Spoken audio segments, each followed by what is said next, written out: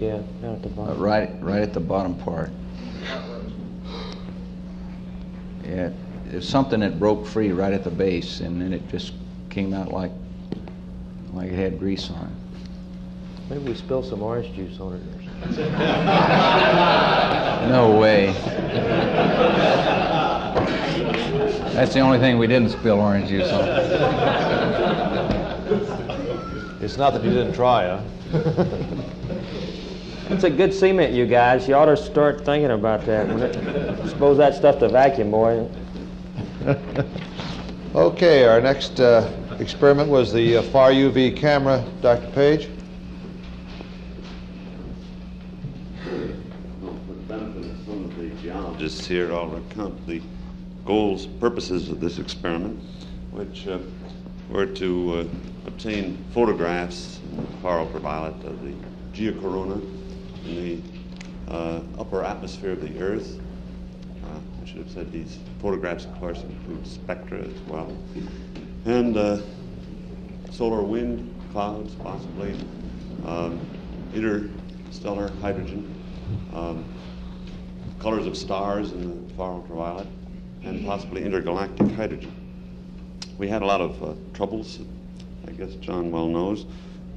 Before launch, the difficulty was to keep the camera dry because its optically sensitive surface would immediately run away if it got damp. And this was accomplished with a bag that caused Captain Young a little bit of trouble in practices in advance, but apparently worked all right on the lunar surface. It's great. The second difficulty was getting through the Van Allen belts without fogging our film, and I'll show you in a moment that we did that all right with a rather small amount of shielding around the film cassette. Then we had some difficulty with the LEM being in the way. This came about because of the delay in touchdown, high sun angle, and the necessity to keep the camera close to the LEM so that it would be in the shadow. With its gold surface, it would have heated up very rapidly if it had been out in the full sunlight. The accomplishments that I will show you in a moment on the screen include 92 photographs in Lyman alpha imagery and 53 spectra, some of them extending from 500 angstroms to 1550 angstroms. That's, I think, the farthest into the ultraviolet anybody's ever taken astronomical pictures. We may get evidence of gases in the lunar atmosphere from several of our pointings which were low across the lunar horizon. And if anything were coming out like geysers of water or whatever it is, we'll certainly pick it up. The data on these photographs are extremely numerous, and it'll take us an estimated 6 months to a year to get them all out, which will be done with the big computer here at the MSC. So Dr. George Carruthers, who is the PI and who designed the camera, happened to be free today from work on an Araby flight, and is here, and will undoubtedly make comments whenever he sees something to comment on the photographs. Do we have the first slide? I might say that I got into trouble with the American Photographers Union in making the prints of these because I'm not a member of that union, and they tried to throw me out of the dark over here. This is probably one of the most dramatic pictures of the Earth that shows auroral belts on the dark side. You're looking at the Earth with the sun off to your right. The south pole of the Earth is down, and that funny lip-like thing sticking off to the left at the bottom is aurora, we think, around the south magnetic pole.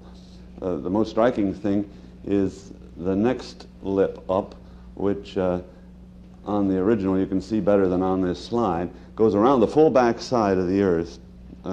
It's called the equatorial auroral belt, and disappears back of the dark side in the upper left corner. The third lip is another belt. It looks at first as if that was just all one, but there are two separate belts there, and it was quite unexpected. This photo. What's the dimension of the Earth's actual size? Well, you know, it's 8,000 miles across. you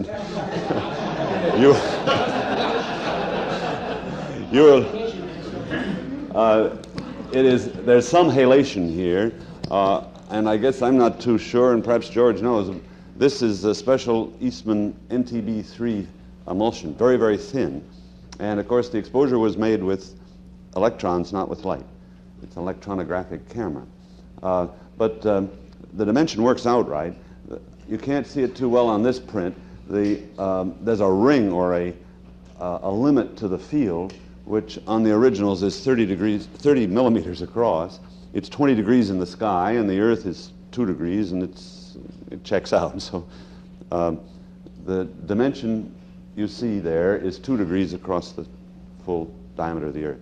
You say it's the equatorial auroral belt. I think what I'm trying to say is what's the third line from the bottom? Is that the backside you've seen, or? No, you can't see through the Earth. That's why I asked you. Is the Earth covered? No, the geometry is such that is probably inclined 30 degrees to the magnetic equator, and is an unexpected auroral belt. It'll take a little more figuring to figure this out. But what was the latitude of that third belt? As I just said, my guess, looking at the picture, it hasn't been measured accurately, is 30 degrees north.